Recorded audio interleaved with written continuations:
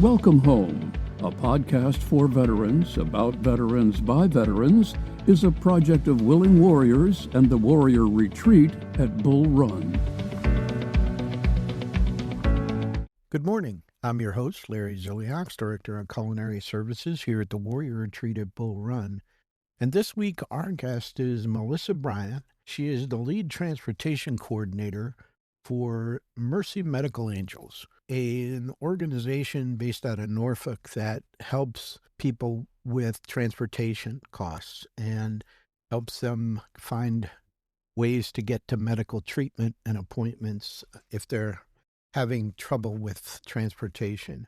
And especially I wanted to have her on today to talk about a particular program they have called Angel Wings for Veterans. And so, Melissa, welcome to the podcast. I'm happy to be here. So tell us a little bit about your background and how you got involved with this organization. Yeah, absolutely. Okay, well, as you probably can tell, I'm originally from Australia. So I met my husband in Australia, and we moved here, stayed home and had a couple of kids, and then I started to look for work. I found this transportation coordinator position. It was a remote position at the time, and so I applied for it. The position that we have, helping with transportation needs, really hit home for me. Son with special needs, and also my husband is a Marine. Active duty. He's about to retire, but so we, it really hit home for me that all the things.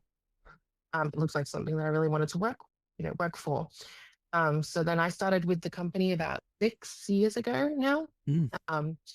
And I've been, I've worked in all programs, and I've, it's something that I see myself doing for a very long time. It's what we do truly makes a difference for a lot of people.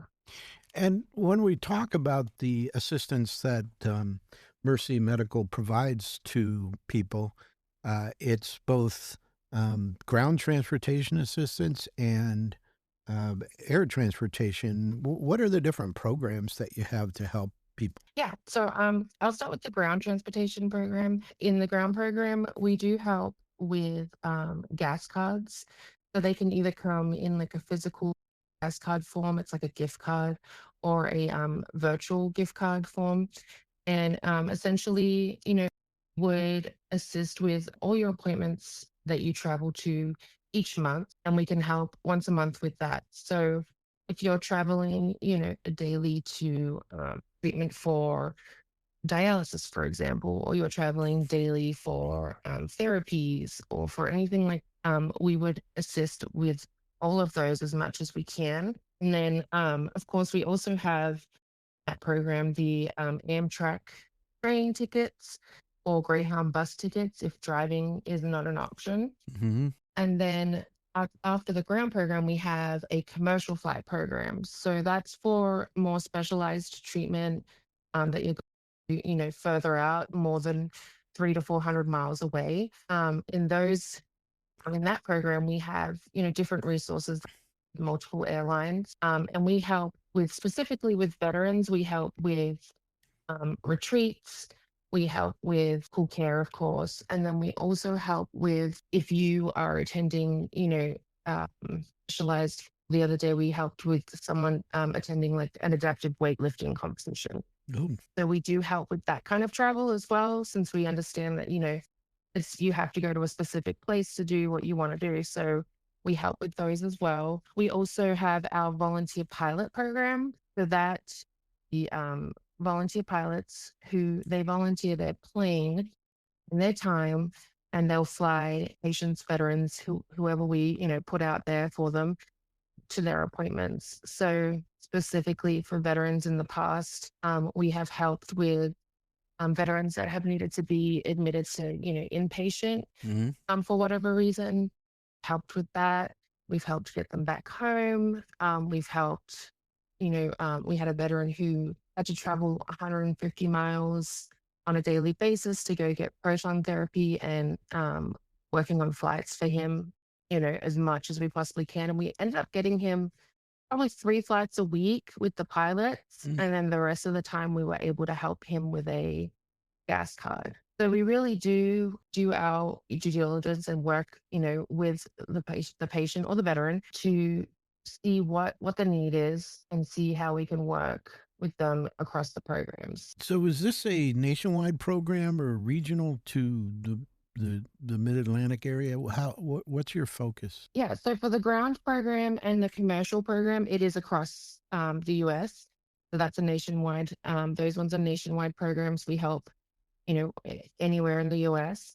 And then for the volunteer pilot program, we specifically have the Mid Atlantic region, Mm, but we have partnerships with other organizations that we all do the same thing and we all partner together and they just take care of different regions. So mm, we work together with, across the US. right. If I lived in Kentucky and I was Mhm. undergoing some sort of treatment or I got a diagnosis and the doctor recommended that I should go for a second opinion or maybe some sort of treatment, say at the Cleveland Clinic.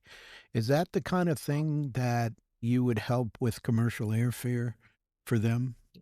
Yes, correct. Okay. Yes, that's the kind of thing that we help for.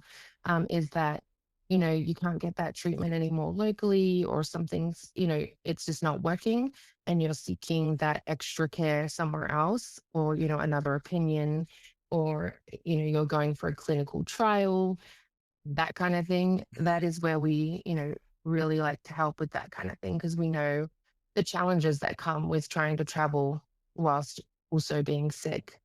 I'm trying to deal with everything that goes with being unwell. Listeners, the webpage is mercymedical.org. I want everybody to take a look at the webpage.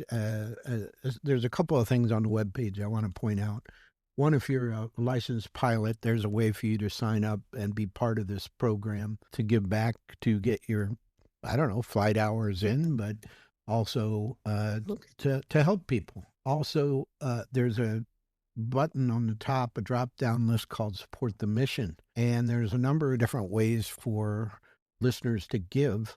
The one that jumped out at me is the Pilot Fuel Fund, which I think is a great way to give back. So, listeners, please go to that webpage, which is mercymedical.org, and find a way to support and help with this mission. It's an amazing mission. So, if I'm a veteran and I need transportation assistance, I need to go to an appointment or something somewhere, how do I interact and connect with you? What's the best approach? So the best approach would be to go onto that website you just mentioned, so mercymedical.org. Mm, We have a button up there on the top right-hand side. It says request assistance. So you'll just go ahead and hit that and submit an application. That's the best way to get the process started. Once you submit an application, our application kind of filters you based on the distance you're traveling, based on your veteran status, that kind of thing. It'll filter through and send it to the program that best matches what you've put into the application. hmm Um, and then a coordinator will be in contact with you within 48 business hours. So they'll reach out to you via email, usually just to kind of touch base, let you know what's needed. So once you've submitted an application, and even while you're in the process of submitting an application, we do collect documentation to verify eligibility. So the first thing would be, of course, a copy of your appointment schedule, or, a confirmation email that you've received with the scheduled appointment. And then we also do collect income documentation. So this is to verify income eligibility. When we work with our donors, we give them a specific, percentage that we keep under for patients that we help. So for veterans, we do have a guideline of 400% of the FPL guidelines. hmm So that can be found on the Federal Poverty Guidelines website. hmm But for specific cases, we just encourage every veteran to apply, because if we do have the resources available, we typically waive that income requirement for veterans. hmm Our CEO is a retired Rear Admiral himself. And, we really just have a passion to help veterans across the board. So we encourage any veteran who, is in need to submit an application.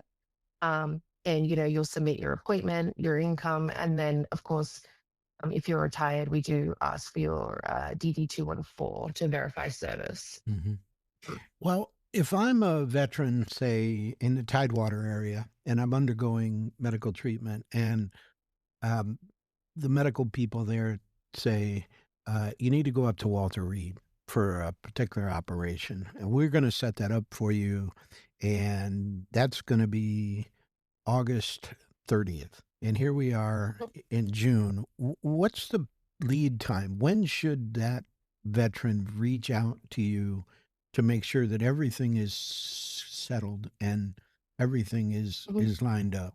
Mm-hmm. Yeah. So for our flight programs, I would recommend as soon as we don't typically go, more than 90 days out. So obviously, if you have an appointment in 6 months, I would wait till 3 months out. Mm-hmm. But that's not usually how it goes for the most part. It usually, patients are finding out that they need to get out there pretty quickly. So as soon as the most lead time you can give us is best, especially for our volunteer pilot program. That's based on a pilot's schedule and availability. So the further out it is, they can kind of lock you into their schedule. And then for commercial, we typically book with the commercial airlines 4 weeks out from your appointment to make sure everything's set in line. Because we do need to collect for our flight programs. We do send your treating physician a medical release, which they need to complete. And just to verify that, you are healthy enough to fly, that it's safe for you to fly, because we want to make sure that, when we're putting you on an aircraft, that it is safe for you. And if it's not, then we would refer you to our ground program where we would assist with a gas card. So, and then for that program, for the gas card program, that one is more of a reimbursement situation. Mm-hmm. So if you are finding out that you need to drive, in a couple of weeks, again, submit your application, give us as much notice as you can. The one thing to note, though, we don't backdate for our ground program. So we don't go back in time. Mm-hmm. It's only for the current month or the next month coming that we would work on assistance. Mm-hmm. And do you find that the airlines are cooperative with you when it comes to ticket pricing, or are they just saying, well, you're going to have to pay the full fare or whatever?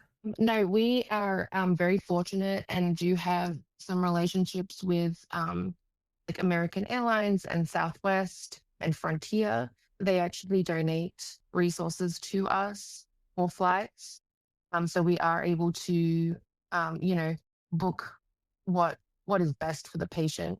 We really try to book direct as much as possible, but if not, like definitely only one layover.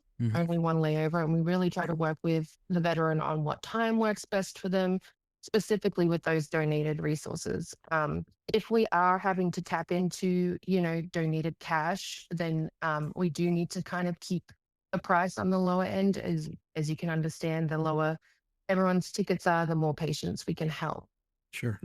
But that's something that you would, have a conversation with our coordinator about, and she would let you know, what resource we're actually using at that time. And then we can go from there on what flights you can pick. Mm-hmm. What do you see is the number one transportation issue that most people, including veterans, come to you with a need? Oh, that's a good question. Well, so it's different for each program, right? So for our ground program, the biggest need that I see is that regular travel for daily treatment. It's usually, 50 miles or more one way. And so it becomes really taxing, especially with gas prices right now. I do see that something that's a big thing that we assist with is that daily travel, or, dialysis when you have to travel 3 times a week, that kind of thing. Yeah. For our flight programs, the big thing would be when they're traveling, to facilities like MD Anderson or Sloan Kettering up in New York, like those kinds of facilities, when they're traveling for that real specialized clinical treatment, it's again, they're usually living somewhere where it's kind of the middle of nowhere, Mm. and they don't have access to that specialized, top tier care. And so we find that we come across that. And that's where we really been helping. With veterans, what we have specifically found is not so much getting the care. Obviously, of course, they get the care that they need, but getting that, it's mainly getting to, PTSD retreats that really get you, amongst other veterans, Hmm. and, getting that camaraderie back. That I know that, kind of goes away once you retire and you leave that, Hmm. environment of the military. I was prior military myself, was in the Air Force in Australia. And that was one thing I did notice was when I kind of, moved on and retired, I was like, oh, there are people that I like can talk to all the time, because you basically you live together and you work so much that you live together basically. So those retreats, we understand the value of them. We understand the and a lot of veterans, they do have trouble getting to those, because they're all usually in the middle of game, and Yeah. it's hard to get to them. So, Yeah. so we try to help with those as much as we can. Did you see any change in the volume of requests that you're doing or the type of requests post COVID? Yes. Yes. So I actually started with the org in 2020. So Mm. it was kind of Wow. in the thick of it all. Yeah. Um, and it was, yeah, and it was very difficult. There was a lot of like extra things that we had to consider. Specifically for our commercial program, there was a lot of patients that were just not comfortable with that. So our volunteer pilots really had to step up. But then, of course, that was also a risk. But over the years, we have seen more growth, because there was a decline for sure Yeah. during that time. And then, as things started to settle down and everyone started to get a little bit more comfortable, then we proceeded with, now numbers have grown quite a bit over the years since then, which is great, because that means more people are receiving assistance. Oh, absolutely. Can you think about your direct interaction with the with veterans that need assistance? Can you think about any one veteran that had a specific impact on you personally and being able to provide them with services that will make a big difference in their life? Mm. Yeah, I brought them up briefly before. I was for a few years, I was primarily in that volunteer pilot program.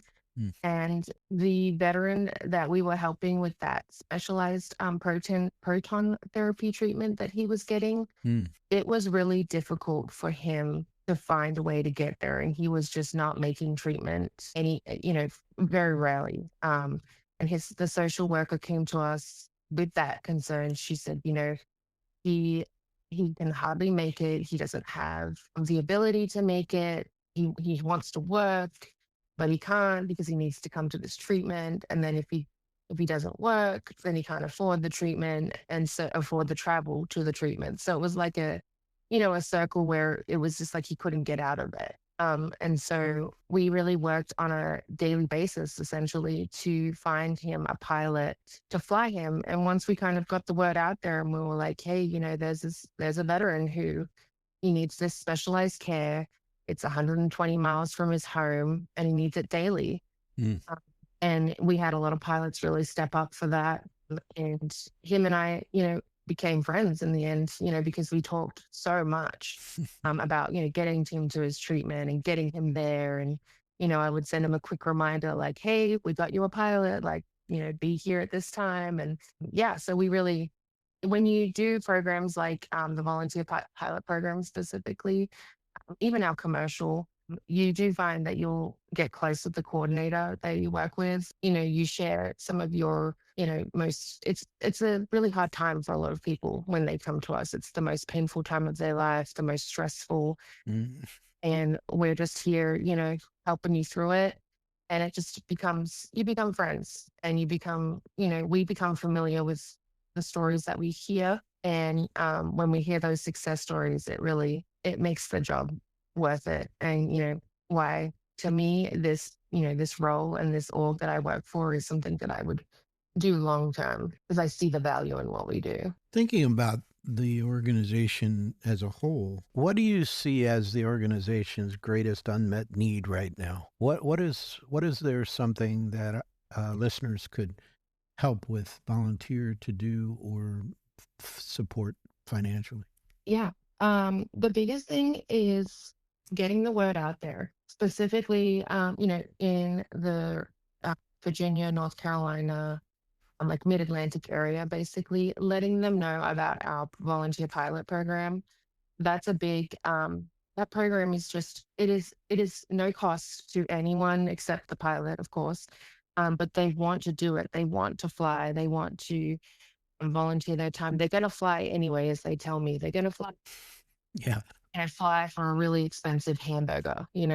So they want to do it for, a more valuable purpose. So telling people about our volunteer pilot program, a ground program, even if you find someone that's like, hey, I have some money and I want to donate, let them know about us. For sure. The webpage again is mercymedical.org. You can go and click on the drop-down menu button for support the mission. You can donate there.